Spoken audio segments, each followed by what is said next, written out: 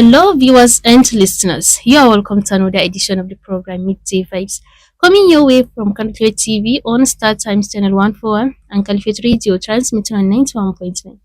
I'm your host, Hajara Usman Attajri.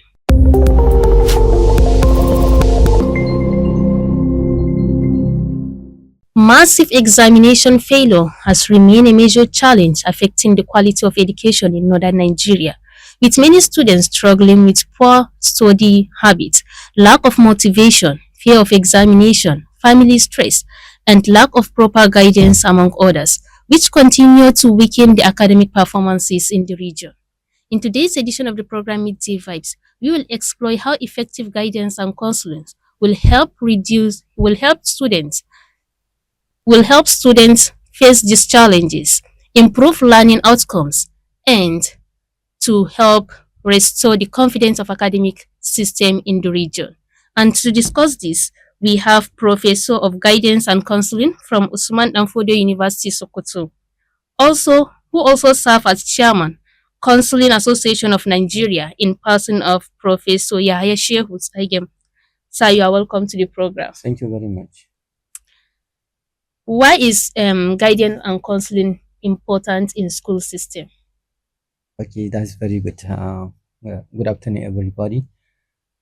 First, before we go into that, I would like to expatiate on issues on the guidance and counseling itself. You see, guidance counseling is a kind of a process. That is called like a process whereby you help somebody to understand. In a nutshell, you help somebody to understand himself by understanding his weaknesses, his strengths, his capabilities, and that is meaning what he can do and what he cannot do. To understand them so that he will understand himself and also be able to live a life that will be very beneficial to the whole society. That's what counseling is. And then you see how counseling can be used in improving. Why is it important in school? Okay, thank you very much. It is very important in school because as it is, counseling takes care of every aspect of the individual, especially here we are talking about the student. Now, those aspects on counseling, they are divided into three, or let me see, they are categorized into three. We have the academic counselor, we have the personal social counselor, and then we have the vocational or occupational counselor. The academic counseling covers almost everything that has to do with the educational pursuit of the student. Everything that has to do with education, taste, especially performance. When we talk about school, when we talk about education and learning, we are always talking about performance. We are talking about the performance, how he achieved performance that is desired, and if there is any issue that is happening, how he can overcome them. It has to do with study habit, anxiety, everything. That is about educational. Then when we come to the personal social, we are looking at how counseling there looks at how his personal life, something that are personal to him that are also social, are affecting the person himself. You see, sometimes and mostly, things that are personal to us or that are social in nature may affect how we perform, may affect what we do. Now, for example, we are talking about maybe emotional disturbance, psychological disturbance, bereavement. We are talking about capability, that is cognitive ability, and whatever. They affect issues like family life, issues like relationship. They can all affect the individual, and thereby they can affect his performance. That's all this one. We categorize them under what? Personal social counselor. Then there is the issue about vocational, or the one we call also occupational. It has to do with what are the aspirations of the person. That is, what did he want to become in life? What did he want to do? Like in terms of work, in terms of job, in terms of general occupation that he has to do. Everybody has his own desire, what he wants. Sometimes if there is no congruence between what you want and what you are doing, conflict may happen. That's why we see some people sometimes they cannot easily find it easy to work in some places, while they can easily adjust in some places. Yes, exactly. We call them adjust. We call it adjustment. And some people may like to work for others. That's gainful employment. While others will say, I would like to stand on my own. So all these are very important to the life of the student. But after, where is he going? What am I going to do? And how am I going to do? So in a nutshell, these three reasons are very, very important to the individual. Does lack of counseling contribute to students' examination failure? Yes. If yes, then how? So I already said yes. It does, Gaskia. Very, very important. Usually you see sins come together, many sins come together to lead to the failure in examination. You may call it failure in examination, you can also coin it as a lower performance. Because for example, in higher institutions, what we have is really lower performance. Because you are going to be given chance. Like in carry over, you are going to be given chance. Like in spill over to make up. So you see, we're talking about usually lower performance. Now, counseling is very, very important there. Very important, because usually what we understand with individuals, as I said, sometimes something that lead to failure is not only issues that has to do with ability, cognitive ability of the individual. No, sometimes that's where that second issue comes in. Sometimes issues that are personal, maybe socioeconomic status of the family, maybe bereavement in the family, like a student who has been performing very well, but along the way his father or mother or anybody very dear to him died. Research has shown even teachers, sometimes when students are close to their teachers or to their caregivers, if they died, it can affect them. So that one also is there. Then also we talk about that's also issues to do with the economy. We know how economy affects individual performance. Maybe the family cannot provide for him, or maybe they cannot provide as he needed. Do you understand? As needed. So all these things, they can affect the individual's performance. Yes. What are the common academic and social challenges facing students in northern Nigeria today? Okay. Since academic challenges and social challenges. Since you said common, it's very good that you use the word common, because there are a lot of them. But the commonest one usually that affects students, as you say, failure, and then that issue of exam malpractice. Sometimes it is because of the fear of failure that leads to examination malpractice. Then also we have this challenge of, as we see, socioeconomic status. Maybe the parents are not up to the task because education is expensive. And then also socially, a myriad of problems that can happen. Number one is issue to do with bad company, bad friends. They may affect somebody's socially. But nowadays, and that's very important to us, especially in the north, is this issue of insecurity. Because of this insecurity, many schools have been closed down. They have been moved from where they are, especially, for example, of Sokoto. Almost all schools that are closer to the border and in remote areas, they have been relocated into the cities. And by that relocation, definitely is going to affect the student, because some of the parents there now, they have to contend with something that they don't even prepare for. They are not ready for what their students being brought into the cities. So insecurity also happen. Then also we have issues to do with drug addiction and substance use. Yeah, because we call them drug addiction and substance use, because many people know they are abusing drugs, but the other thing that people are abusing, we are using the word now as substance, because some of them you don't even know their name. They are not what you may term as drugs. Take for example, people sniffing nail polish or sniffing glue. They are not drugs, so they are just substance. And many other things. So such kind of things really they are social in nature. And then we have issues to do with let us talk about politics and leadership. Yeah, you see schools being situated in places where they're not even supposed to be situated. In another way, you may see staff, that means teachers, being posted to some places and they are not going.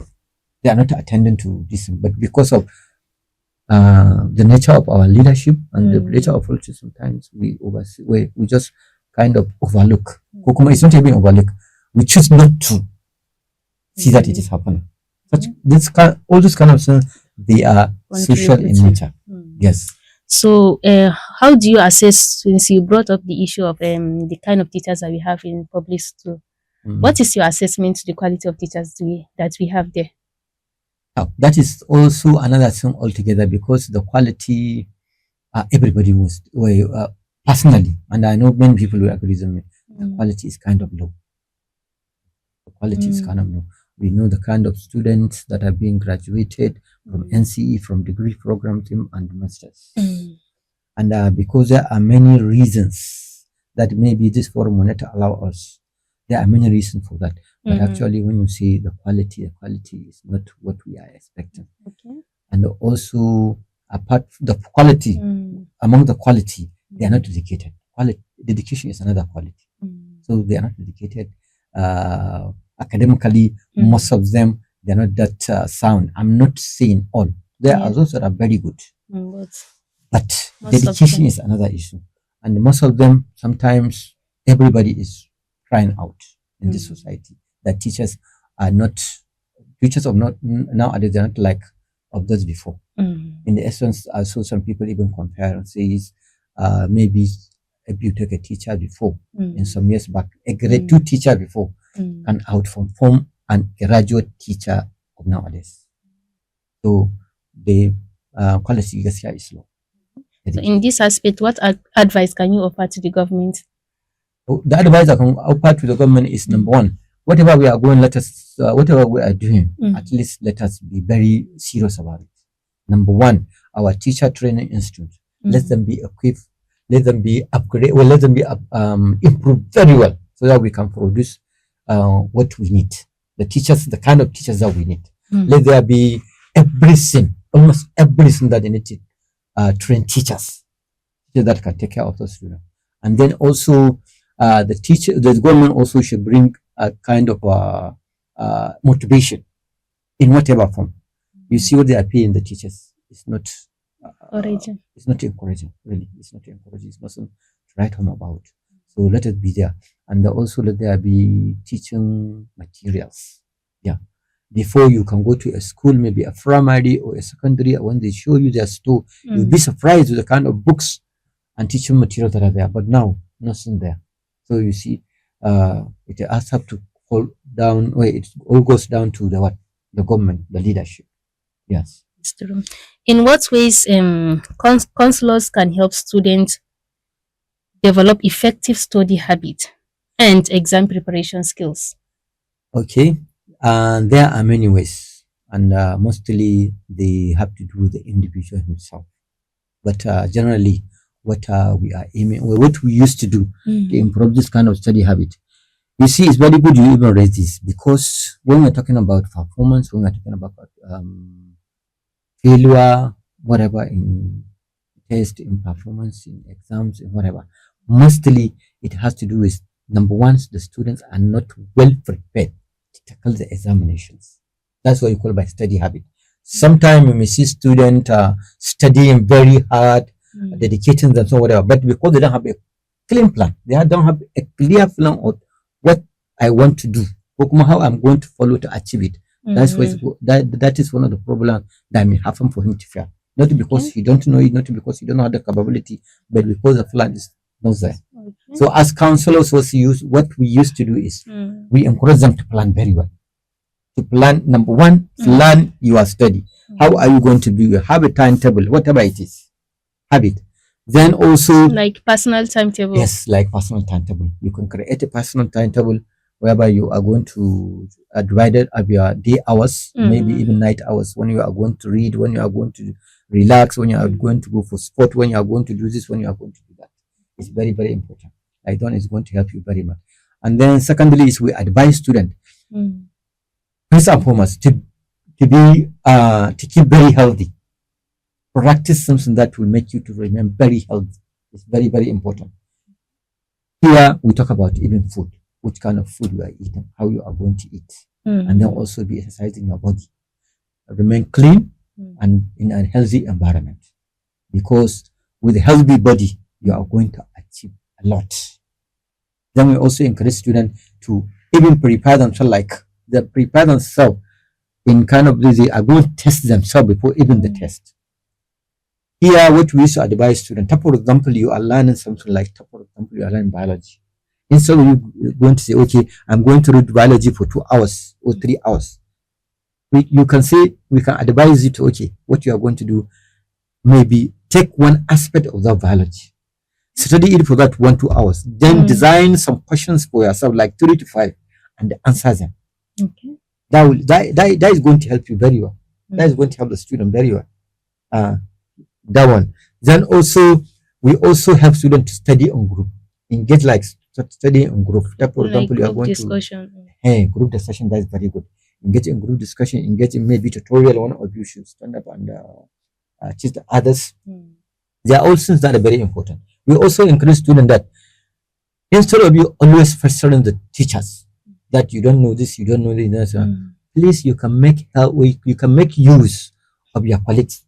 Yes, you are a student. Your student colleague, you can ask them. You can ask those are older than you. Can ask those are maybe your colleagues, and even maybe you can ask somebody in your community or even in your family. Please help me this. Sometimes we find out that students learn very well if they are not if they are taught by their own colleague. We call them peer assisted learners. So it's very important, and many other things. What role do culture play in creating massive examination failure among northern Nigerians students? So I don't know. You say culture because when you say culture, many people will think it is many people will tell you it is a way of life. But culture may be also what you take up on to practice. Be a culture. You see, this is our part of the world now, part of this country. We have a culture of looking at malpractice as something acceptable. Why does it see that? You will see sometimes it is the government itself that somehow encourages the malpractice. Why? How? Maybe you see a school. In that school, they may have either one or no teacher for mathematics. Let us take for example mathematics. Usually we used to have problem with teachers in sciences. Maybe one teacher of mathematics, one teacher of biology or chemistry or physics. He is expected to teach maybe SS1, SS2, SS3. But he can't because he is human. You cannot overload him. So what is happening in some school is they will just reserve him for SS3. When they are in SS1, nothing. SS2, nothing. SS3, he will try and teach them whatever is there to be taught. But how can he teach something for 3 years in 1 year? Less than a year, because in third time they are going to write the SSC. So what happened? At the end, they will say, please, when the examination completes, how can we help this student? Like it is because the government somehow did not for this work, did not take on provide teachers for that particular course, for that particular subject. Sorry. That's one thing. Maybe we have some places whereby some of the such kind of subjects they need a lot of things, but they're not provided for. Like maybe since in laboratories, they're not there. So the end of the day during exams, they will just bring a small amount of whatever is there needed. Take for example, maybe it is chemistry or biology practical. They will just produce maybe 1 or 2, and they say let one do it. Then everybody will copy. But the problem is sometimes because they cannot do it and they cannot waste it because it is only thing the government gives them. They will say, please let the teacher do it. Then they will copy. Okay. They will copy the same thing. Sometimes. What can they do? It is expected that maybe, for example, in school, you are going to have, maybe they are going to do acid-based titration, for example. With that acid-based titration, maybe 60 of the students, maybe they are candidates, 60 of them are candidates. But what they can only get, the acid and the base they can only get is not up to 4, either 2 or 3 students. So what are the rest going to do? You see, such kind of sense. So when you look at it, you can see the government. Also the parents contribute. Parents are now eager to see that their children are past certain level of school. They want to easily finish and pass. That's why you see they will start, especially with private school. You will see them, they may have class 1, 2, 3, 4, 5, primary. And then sometimes they will not have 6. They will jump the student. The curriculum that are supposed to be taught in 6, may be skipped ko kuma it may be drawn back to SS2 to 5, not minding the fact that those who prepared the curriculum, they very well take on the issue to do with mental ability of the learners. It is only when you are at a level that you can learn that thing, but they don't care. So drive by primary 5 they'll jump, then JS1, JS2, JS3 sometimes top. Some do it, some they'll jump it still. By SS2, mostly parents will engage themselves, their student right jump and do and take on NECO or Y. That's what's happening. So the parents also are contributing, especially when they have female children. They may tell you, this girl is very big. She is now, if I leave her to spend all this time, all this, to waste all these years, maybe she will be that I want to marry her off. So they will just shun that one. Parents are contributing. The student too, they contribute because they have seen their colleagues being jumped in classes. They will come and tell the parent, please, so Suwan in my class, but now he's in SS3. Please jump him. So coming back to examination fear as one of the challenges that you mentioned that are causing massive examination failure among northern Nigerian students. So how can guidance and counseling help reduce examination anxiety and fear among the students? Yeah. How we can do it, number one, is as counselors, we are advocating that number one, this one we are advocating to the parents and to the government. Let students follow the due process. Let us call it due process. Let them follow through the years of studying. Let them finish from primary 1 to 6. Let them finish from primary SJS1 up to SS3. Because the curriculum is designed in such way. So if a student is equipped like that, inshallah, when you come to finish, whenever they come to write WAEC or NECO, you can see they can do it. They can do it. So that fear is not there. But a student who has been given chance to take on JAM or NECO or WAEC, and he knows that he don't cover anything in SS3, he's going to be afraid. Yeah. So firstly, we are appealing to the parents and to the government. Let us follow it as it is. I know the Minister of Education, the last Minister of Education was on that very well, that let students be following through. And then also personally, the student, they should do some things. Advisably, they should develop some habit that will rescue them from that exam anxiety. Number one, if you are a student, we tell students as counselors, we shall see them. Number one, you can do it. Don't have fear that I cannot do it. No. For them to build confidence. Confidence, that's very good. We build our confidence that you can do it. And then also we follow the saying that mistakes are there to be made. Yeah. In life, that's how life is. You should know that you should go into some sense with confidence. But if you made mistakes, they are not mistakes. Or if you made mistakes, if you fail, don't take failure as a mistake. It's not a mistake. It's a process for you to learn. Okay, I failed this. Okay, good. How am I going to learn so that I'm not going to fail again? That's why they say making mistake is not a mistake, but to repeat the mistake is a mistake. So that's one. And I think that is one of the reason behind creating carry over and spill over, so that we can make it happen. We tell students to develop their confidence. We also, as for the other one, we also encourage students to maintain good health. Health is always very important, especially to the student. When you look at our primary, especially our secondary school students, mostly they are at the age of adolescence. And when you are at the age of adolescence, there are a lot of things that are needed for you to develop. And one of them is healthy body. Healthy body is very important. So sometimes when I see some schools or some parents denying their workmen presenting students from maybe exercising their bodies, especially nowadays, just playing football.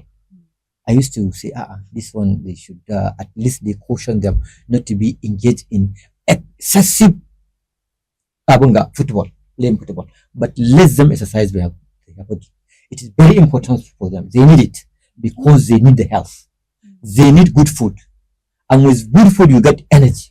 How do you burn that energy? Is through sport. And sporting activity increase your health. So that one also is another way of that we counsel them. What role do parents play in supporting counseling efforts to help students improve in their performances? Okay, that's very good. The role here we have to talk about the role that that parent can parents. play, because when you say they play, we have an issue here, an issue about most of the parents they don't even know the existence of counseling sections in the schools, and that one may not even be the thing to dwell on, because what we are having now, most parents they don't even go to their children's school to find out what is happening. Mostly we just send our children to the school. Maybe the highest we can do go, we pick them, where we take them and bring them to the gate, drop them and go. When it's time for clothing, we come and pick them.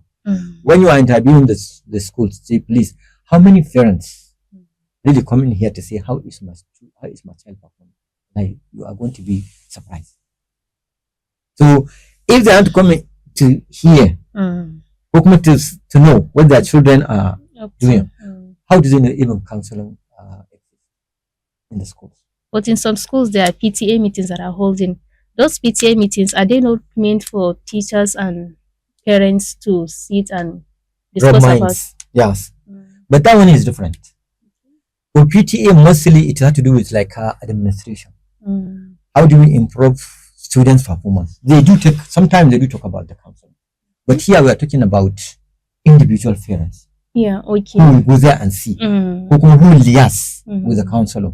Sometimes, if a student is doing something that needs attention, counselors may even require the parents to come. Sometimes you will be surprised by two things. Number one, some parents may come, but they may not be so engaged. Some parents, they may even not come. They'll say, please, I don't have time for that. I'm so engaged. Please, maybe send his elder brother, send his mother, his parent, okay, but send somebody. They don't care. Yeah, sometimes they may tell you they are so much engaged, but even with engagement, please, you should engage your child too.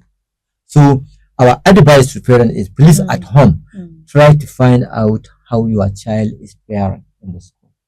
Try to find out. Ask him, check his books, sit down with your child, even if he's small. Sometimes just be talking to him about many things. You are going to learn a lot of things. From there, you may go to understand how he thinks, what his ambition is, what is troubling him. Because you see, in school, he is interacting with other students. So sometimes we have what we call by relational aggression. There are a lot of aggression that may happen to hamper the development of the child. But one of the cheapest that we know about it, but sometimes we don't care much about it, is that relational aggression. Relational aggression is how is he relating with others? How are others relating with him? That's why sometimes you hear some parents, some students, they will gang up against one. Maybe four of them, the three will draw and say, we are not going to play with you, go. It's part of relational aggression. That kills his behavior, that kills his confidence. He will go be thinking whatever. So the parent should give enough time. And then when the parents see anything, if they cannot take care of it, even if they can come to the school, meet the counselor, and argument. Because sometimes what we want when something we want learning to start from home, to come to the school and also take it back home. We don't want where it will break. We don't want that breakage. In that respect, then there has to be synergy. There has to be a relationship between the parent, the school, and the counselor. That maybe your child is having social behavior. You are curtailing it. You are trying to solve it in the home. But when you come to the school, it's no longer in your hand. But inform the school. Liaise with the school. My child is so, and so. Please, you can take it up from there. And the school, if they have vibrant counseling section, they will hand it over to the counselor. Okay, this is the complaint about this student. Please go on with it. And sometimes all the problem, they may even start it from the school. So if the school notice it and it's taking away, when the child is going back, you can invite the parents. This is your child, so, and so. Please, when he goes back home, this is what we are doing now. This is the plan. This is the plan we put him on. Please, we want you to continue with the plan at home. Kokuma, let us put our head together, me and we. What plan do you think you can continue with him at home? So that's how parents usually help. Okay, viewers and listeners, it's still your show, Midday Vibes, coming your way from Caliphate TV on Star Times Channel 141 and Caliphate Radio transmitting on 91.9. We will take a short break and we will be right back. Please stay with us.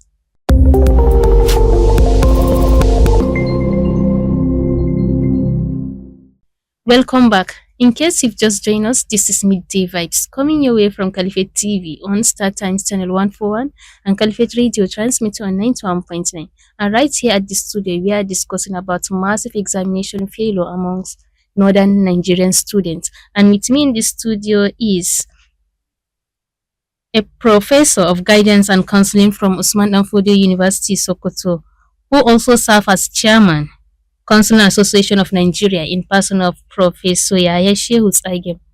So welcome back from the break. Thank you very much. You want to be part of this conversation, the number to call is 090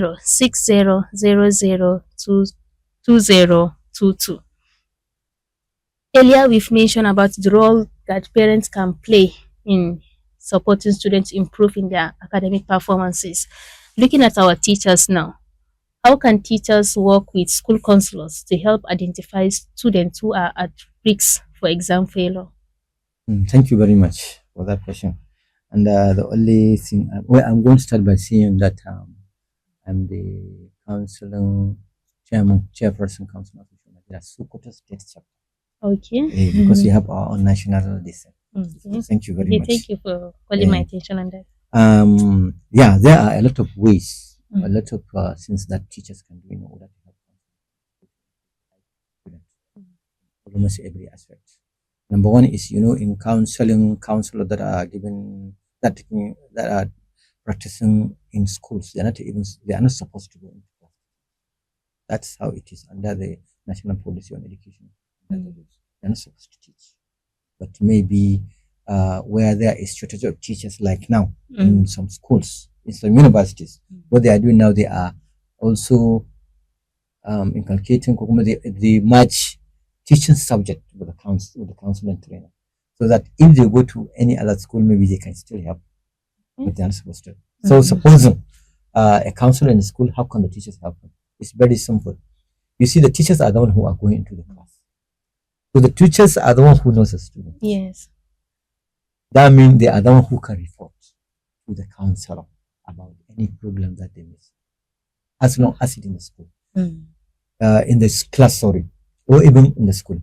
Because they know the student very well, they can report to so person before he was performing very well. But now, he's no longer performing very well.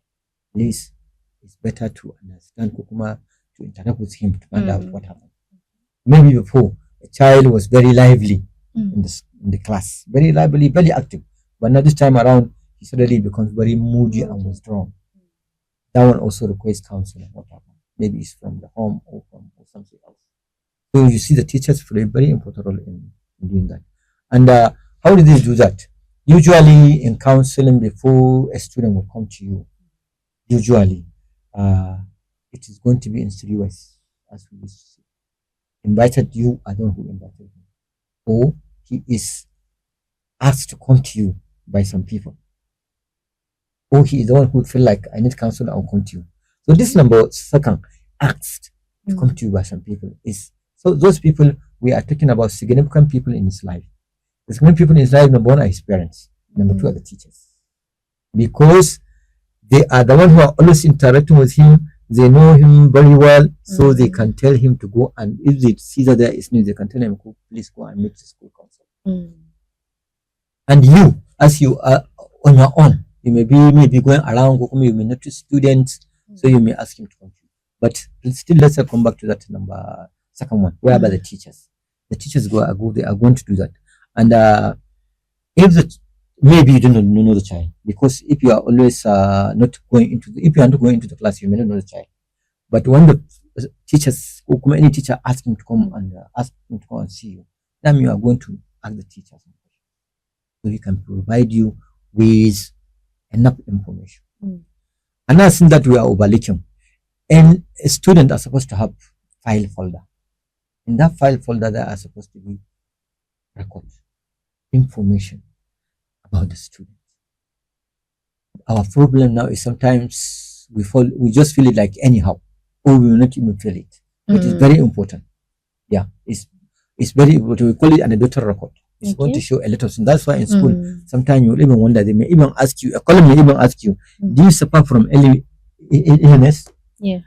Then you are going to say yes or no. Then they will ask you to specify. Honestly, they are very, very important. They are very, very important.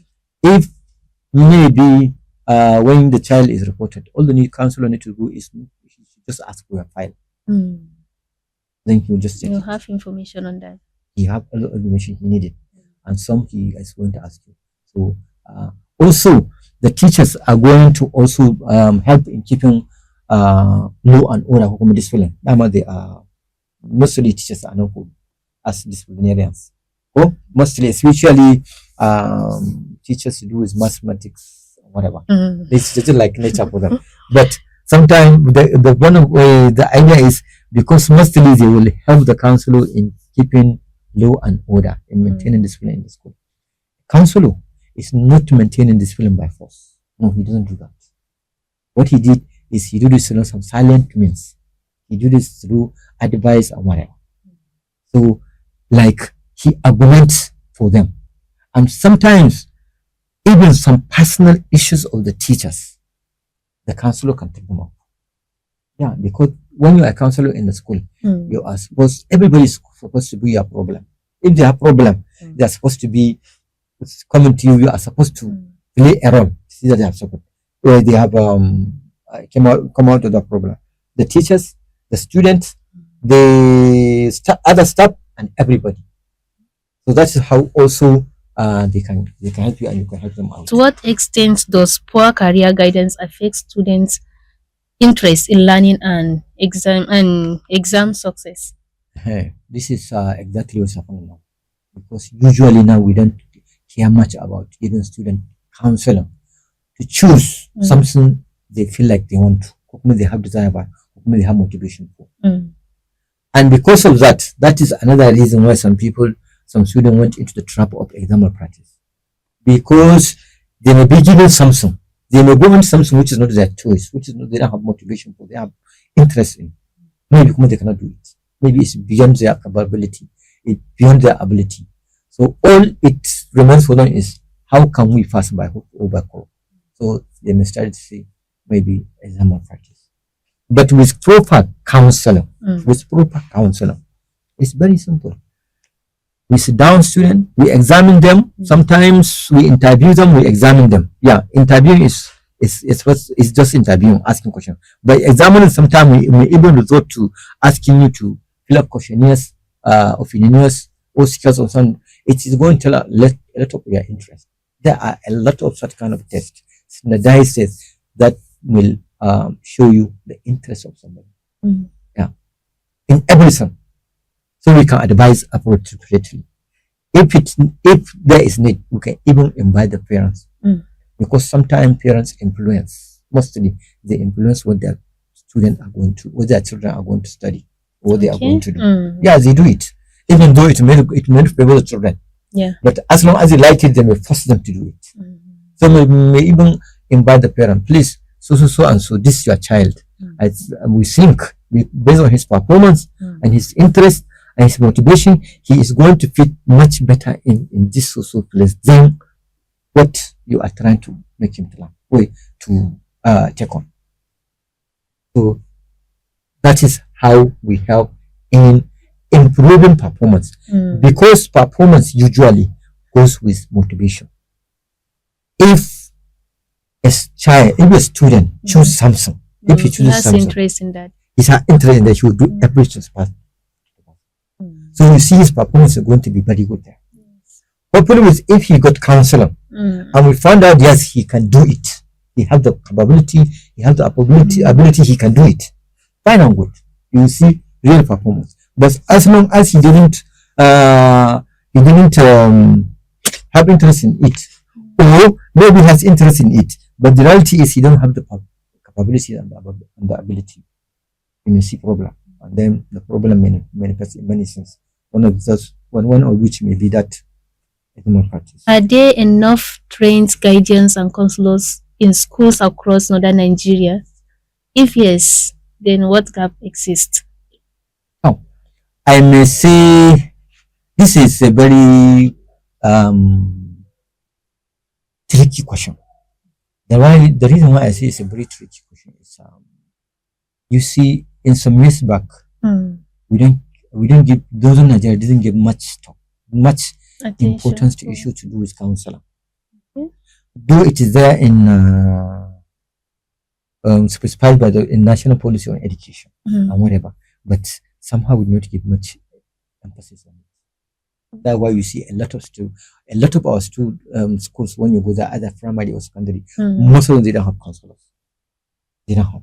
They feel it's less important or what? No. Or they feel they don't need it. Some they feel they don't need it. And for those that are having it, when you go to find out the qualification of the person being seen there as a counselor, you find out they aren't trained counselors. They aren't even trained. Maybe just a teacher who just happened the principal or the head teacher or the administrator, you are the counselor. But in training, he's not trained. And everybody is, if you want something, if you want real result, you should have professionals in that area. But somewhat now the awareness is coming more. That's why you see now in most, especially in this Sokoto state and Sokoto Aziz, you will see a lot of people now are being trained in that aspect, from NCE program to degree program to diploma to masters to PhD level. A lot of people are being trained in that aspect. So we really have them. Okay. But the problem is still, as we are talking about now, I would like whoever is to go and take a census. How many of our schools, for example, let us start with this Sokoto city, Sokoto Metropolis. Go there and see how many schools are having trained counselors as counselors, practicing counselors posted there to practice the profession. Maybe not too much. So you see, it's a problem. So maybe that's where the gap is.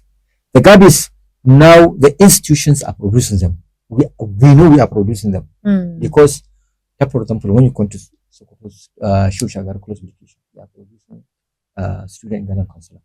Go to Sokoto State University, they are producing they are producing counselors from first degree, second degree, third degree. That's PhD. Come to Sokoto State newly established Shushagar University of Education, they are producing counselors. Go to Nampodio, they are doing the same thing. Go to this Gedamadi, Federal College Education Gedamadi, they are producing them. So we have them in reality. But how is the government taking them off, utilizing them is another question. Recently, I will even tell you something. Recently, because of its importance, TET Fund, Tertiary Education Trust Fund, I've started a program whereby in higher institutions now in Nigeria, they have what they call career centers. Yeah, they are really up and doing to see how they can revive that career aspect in tertiary institutions, universities and colleges of education. So I think it's very good. Sokoto State should also come in and see how it's going to do it. Okay. I know a lot of people that have graduated as counselors in this Sokoto. They have the people. All they need to do is give them the chance. Yes. What practical ways should school administrators take to strengthen counseling units? Okay, that's very good. The practical ways they should take is number one, because usually the school administrators know the importance of counseling. Let them ask the government. Let them motivate the government to take them on, give them appointment, employ them. And then when they do that, these people should know. If they are taking counselors, as I said, counselors are not supposed to teach. They should be given that chance to do their work.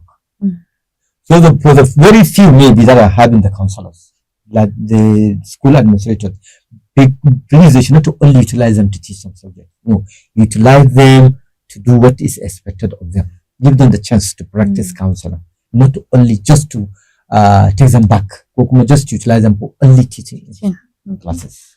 How can government and education stakeholders use counseling services to improve education quality?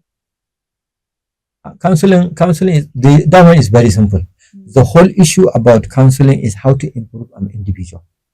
And when you improve the individual, you are definitely improving the quality, his quality. And improving his quality, you are improving the quality of the society. That one is for sure. That's why we said to train the individual to understand himself better so that he can lead a more positive life and a life that will be of beneficial to the society, more beneficial to society. So Um, Counseling is all about developing the individual. Developing the individual is surely developing the society. That's how I'm going to summarize it for you. So it's just like that. We are there to help individual in all aspect of his life, his academic life, his personal life, his social life, and his occupational life. That's why if maybe there is a very good plan in this for this counseling in our system, even some of the social problems you are seeing, even some of the occupational problems you are seeing, they may go because we go into all of them.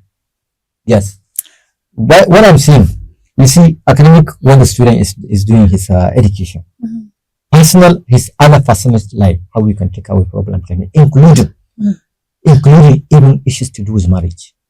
There are some people I know in this Sokoto that have reached PhD level women, and their main expertise is marital counseling. Marital counseling. So even how to choose partner, how to live with a wife or husband, everything still we can take care of. We can take care of it. Then also, if you get job, we can also follow with their occupational counselor. How you can maintain the job, how you can prepare in the job, how you can progress in the job, and how you can maybe do a job. Okay. So you see, it's all total asset of the individual. So what advice can you offer to students who are struggling with poor academic performances and repeated exams? The advice I'm going to give for such kind of a student, they should take it like such kind of failure is not a failure, it's just a challenge and it's a test. They should take it on. So you should have that confidence. I'm going to do it. I'm going to pass it. Others have passed it, so I can do it. Don't resort to because I must do it. Don't resort to let me see what kind of quick getaways I can get. That is the issue of exam practice. Exam practice is not good. It's not good at all in any way. Even if you successfully do it and you pass the exam, it's not good at all. Because I can remember once in that a certain president of America sent his son, 5 years old, he said, son, it is more honorable for you to sit for an exam and fail than to cheat and pass. Yes, it's more honorable. That's one thing. And they should always go with confidence. They should prepare themselves very well. Yes, they should motivate themselves. And what I've been saying all along, they should keep very, very healthy. They should maintain their emotional well-being. They should maintain their physical well-being. They should maintain their psychological well-being. It's all there. The thing is not like it is. You are not a failure. Well, just because you failed something, you're not a failure. It's just a test. You can take it off and you can pass. Thank you very much, Professor Yaishim, again for honoring our invitation and for sharing your thoughts with us today. Thank you very much. And with this, we come to the end of today's edition of the program. On behalf of our production crew and our guest, Professor Yaishim, again, I am Hajara Usman Attajiri. Stay blessed until next time.